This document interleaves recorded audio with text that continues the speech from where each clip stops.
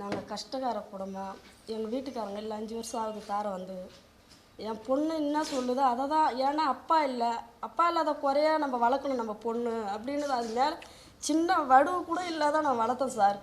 ஏம்மா நீ எந்த அளவுக்கு நீ ஒரு ஆள் சம்பாரித்து என்னையும் தம்பி காவந்தம் பண்ணுவேன், வீடு இல்லை ஒன்றும் இல்லை, நீ ஒண்டி சம்பாரித்து எங்கள் லைஃப் எப்படி செட்டில் ஆக்குவேன். நான் போய் கொஞ்ச காலம் 1 வருஷம் படித்து 1 வருஷம் வீட்டு வேலை செஞ்சு நான் படிச்சிருக்கிறேம்மா, கொஞ்சம் ஹெல்ப்பாக இருக்கும் உனக்கு அப்படின்னு சொன்னிச்சு. இல்லைம்மா பார்க்குறவங்க என்னை தப்பாக சொல்லுவாங்க, நீ வேலைக்கே போகக்கூடாது, என்னால் என் மூச்சு இருக்குதுன்னு நான் உங்களை படிக்க வைக்கிறோம், நீ வீட்டு வேலைக்கு போகக்கூடாதும்மா. இல்லைம்மா நான் போவே தீவிருவேன், எவ்வளோதான் உனக்கு கஷ்டத்தை நாங்கள் கொடுக்குறதுன்னு சொல்லி அதை பேச்சு கேட்டு நம்பி தான் சார் நாங்கள் அனுப்பினோம்.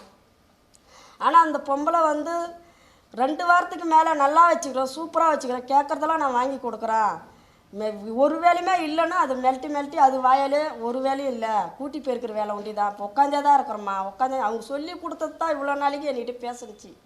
ஆனால் ஒரு நாளைக்கு ஒரு சித்திரவாதை பண்ணி இந்த அளவுக்குலாம் பண்ணுவாங்களா? இல்லை அவங்க பொண்ணுங்க நாங்கள் பண்ணியிருந்தா சும்மா விட்டுருப்பாங்களா? எனக்கு கேட்க அவரு ஏறிது சாமி, எங்களுக்கு நியாயம் வேணும் சாமி. நாங்கள் ஏழை குடும்பம் தான், நாங்கள் கீழ் ஜாதி தான், அதுக்குன்னா அந்த ஜாதி பற்றி கேட்டு அடிக்கிறவங்க இருக்கிறாங்களா? 100 அவங்க பணத்தை மேலே படுத்திருந்தாலும் அப்போ அந்த வசதியாக இருக்கிறவங்களுக்கு மட்டும்தான் சப்போர்ட் பண்ணிங்களா? இல்லாதவங்களுக்கு பண்ண மாட்டிங்களா? நாங்கள் என்னதான் சாமி பண்ண, எங்களோட சுயநல சரியில்லைன்னு சொல்லிட்டு தானே கஷ்டக்காரங்க போய் சம்பாரிச்சா ஏதோ புள்ள லைஃப் செட்டில் ஆக்கணும் தானே அப்போ அனுப்பி வச்சோம். அவங்க சொன்னதெல்லாம் எல்லாமே முழுக்க நான் நம்பணுங்க. ஆனால் இந்தமாரி கொடுமை பண்ணுவாங்களா நான் கொஞ்சம் கூட நினச்சி பார்க்கலங்க. அப்படி இருந்து கொண்டாந்து விட்டு 3 நாளாக பொண்ணு அடித்தாங்க. எப்போ அனுப்பி வைக்கிறீங்கன்னு.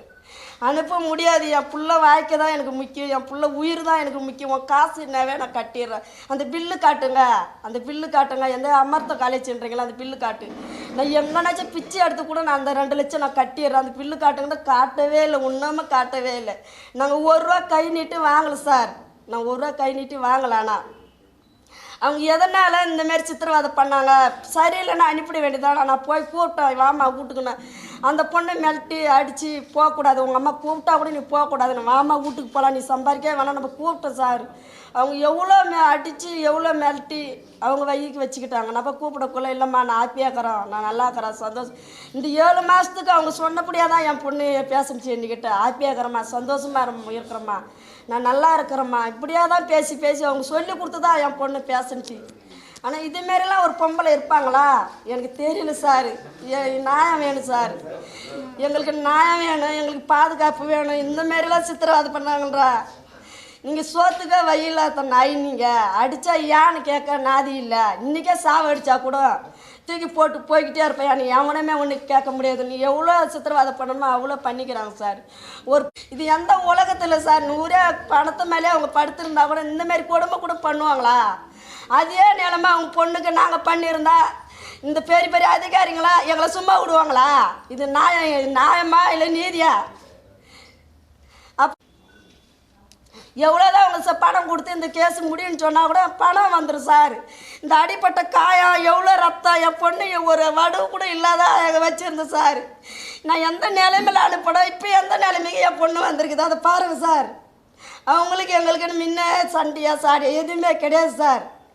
இந்தமாரி கொடுமை பண்ணி இந்தமாரி நங்கசாலம் பண்ணி அந்தமாரி பண்ணிக்கிறாங்களே, நீங்கள் தான் ஒரு நியாயம் சொல்லணும் சார். எனக்கு எனக்கெல்லாம் பேச தெரியாது சார். சரி விடுங்க, பரவாயில்ல. சொல்லியிருக்காங்க செக்ஷன்ஸ் ஒரு 15 மினிட்ஸில் கொடுக்குறதா சொன்னாங்க. எங்கள் ஆஃபீஸில் வந்து சென்னை அடையார் அவரே தான் பேசினார், நாங்கள் பேசல, அவரே தான் பேசினார். அவர் ஏற்கனவே சேலம் கேஸை டீல் பண்ணவர், அந்த இன்வெஸ்டிகேஷன் நல்லா பண்ணார். அவர் நாங்கள் கண்டிப்பாக உரிய ஆக்ஷன் எடுப்போம் அப்படின்லாம் ஒரு அசூரன்ஸ் கொடுத்துருக்குறாரு. நாங்கள் எஃப்ஐஆர் போட்டு இமிடியேட்டாக பண்ணுவோம்னு சொன்னார். நேற்று டிஜிபி எல்லாத்துக்கும் இந்த காப்பி அனுப்பணும், சீஃப் செக்ரட்டரி எல்லாத்துக்கும் ரெக்கார்ட் பண்ணி. ஏன்னா அவங்க 3.5 மணி நேரம் போலீஸ் வந்து ஸ்டேட்மெண்ட் வாங்கினாங்க, அது என்ன இருக்குன்றது தெரியல. ஆனால் வாய்ஸ்து காட்டியிருக்கிறாங்க. நம்ம டீம் அன்றைக்கி இருந்தாங்க 10 மணிலேருந்து 1:30 மணி வரை எவிடன்ஸும் கூட தான் இருந்தோம் இந்த ஸ்டேட்மெண்ட் ரெக்கார்ட் பண்ணுறது உளுந்தூர்பேட்டையில். இப்போ வந்து இன்றைக்கி எஃப்ஐஆர் போட்டிருக்காங்க, கடுமையாக தான் போட்டிருப்பாங்க. எஸ்சிஎஸ்டி ஆக்டில் கண்டிப்பாக 3 to 5A போன்ற செக்ஷன்ஸ் இருக்கும். ஏன்னா பிபி ஒப்பீனியன்லாம் நேற்று கேட்டாங்கன்னு தான் சொன்னாங்க. இது இருந்தாலும் அரெஸ்ட் பண்ணணும், அது ரொம்ப ரொம்ப இம்பார்ட்டன்ட். நாங்கள் பார்க்குறோம் இன்று உடனடியாக அவங்கள வந்து கைது செய்யணும். அதுதான் வந்து அவங்களுக்கான ஒரு நம்பிக்கையை கொடுக்கும். இல்லை கவர்மெண்ட் வந்து படிக்க வைக்கணும். இல்லை அவங்களால இதெல்லாம் எஸ்சிஎஸ்டி நிதியில் நிறைய பணம் இருக்குது. எஸ்சிஎஸ்டியில் எங்கள் பணம் செலவிடப்படாமல் இருக்குது. அதை தூக்கி தான் 1000 கொடுக்குற பெண்களுக்கெல்லாம் கொடுத்துட்ருக்கு இந்த திமுக அரசாங்கம். பச்சையாக திட்டுறேன், நான் விமர்சனம் பண்ணுறேன். அந்த பணத்துலேருந்து எடுத்து கொடுங்க. எங்கள் பணம் தானே இது, மக்களுக்குன்னு ஒதுக்கின பணம். எஸ்சிஎஸ்டி பணம் யாருக்கான பணம்? எங்கள் டிபார்ட்மெண்ட்டு மக்களுக்குன்னு ஒதுக்குற பணம். அதை நீ வந்து செலவு பண்ணாமல் வச்சுருப்ப, அதை அடுத்து பொது நிதியில் பயன்படுத்துகிறோம். அந்த நிதியில் எடுத்து ஒரு கோடி ரூபாய் கொடுங்கன்றேன். எதுக்கு அந்த நிதியை எவ்வளோ தூரம் வச்சுட்ருக்கீங்க? கொடுத்து அந்த பிள்ளை படிக்க வைக்க சொல்லுங்கள். அந்த பிள்ளைக்கு என்ன கனவோ, நான் என்ன கேட்குறேன்னா, ஊர் முழுக்க நீட்டை ஒழிக்கணுன்ட்டு போயிட்டுருக்கீங்களே, நீட்டோடைய கனவை வந்து உங்கள் இப்போ கட்சியில் இருக்கக்கூடிய ஒருடைய குடும்பத்தினரே இந்த அளவுக்கு படிக்க முடியலன்னா அப்போ பொறுப்பேற்றுங்க. கவர்மெண்ட் பொறுப்பேற்றுங்க. உங்களால் முடிஞ்சால் படிக்க வைக்கலைன்னா நாங்கள் பொறுப்பேற்றுக்கிறோம், நாங்கள் படிக்க வச்சுட்டு போகிறோம். அப்போ நீங்கள் கவர்மெண்ட் சொல்லிக்காதீங்க. காம்ப்ரமைஸுக்கு வந்து பேசுகிறதுக்கான சேனலை நாங்கள் கொடுக்கல சார். இதில் என்ன காம்ப்ரமைஸ் வேண்டியிருக்குன்னு எனக்கு தெரியல. இது டிஸ்பியூட் கிடையாது, இது அட்ராசிட்டிஸு. எனக்கு அவனுக்கு ஒரு நிலப்பிரச்சனை கிடையாது, காம்ப்ரமைஸ் பண்ணிக்கலாம். ஒரு குழந்தையை போட்டு டார்ச்சர் பண்ணி, சித்திரவதை பண்ணி, கொடுமை பண்ணி, அவங்க சொல்கிறாங்க பாருங்கள், எவ்வளோ ரத்தம் ஓடிச்சுன்றாங்க பாருங்கள். இதுக்கு காம்ப்ரமைஸே கிடையாதுங்க, இதுக்கு சமரசம் என்பதே கிடையாது. எப்படி எங்கிட்ட பேசுவாங்க?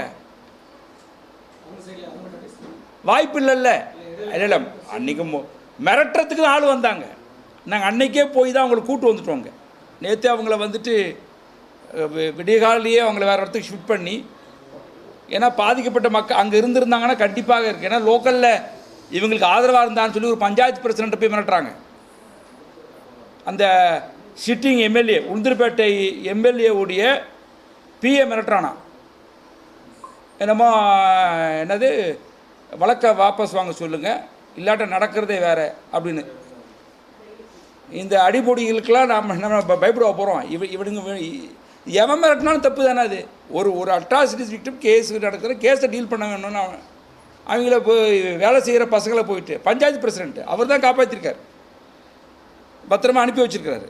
அவருக்கு விலை பேசப்பட்டுச்சு. அவர் நேர்மையான, அதெல்லாம் ஒன்றும் நேர்மையாக தாங்க இருக்காங்க. ஏழை மக்கள்கிட்ட காசு பணம் இல்லை, கொஞ்சம் பணம் கொடுத்துட்றோம். இது என்னைக்கு இந்த சிந்தனை ஒழிதான் அன்னி தான் உருப்பணும் நாடு. நான் பணம் கொடுத்தா எல்லாமே முடியும்னு நினைக்கிறான் பாருங்கள், அது ரொம்ப மோசமாக நடந்த இடம். ஸோ அதனால் இதுதான் ஏற்கனவே இந்த டிமாண்டை சொன்ன மாதிரி அந்த டிமாண்டை தான் நாங்கள் வலியுறுத்த விரும்புகிறோம். செய்திகளை உடனுக்குடன் தெரிந்து கொள்ள உடனே சப்ஸ்கிரைப் பண்ணுங்க.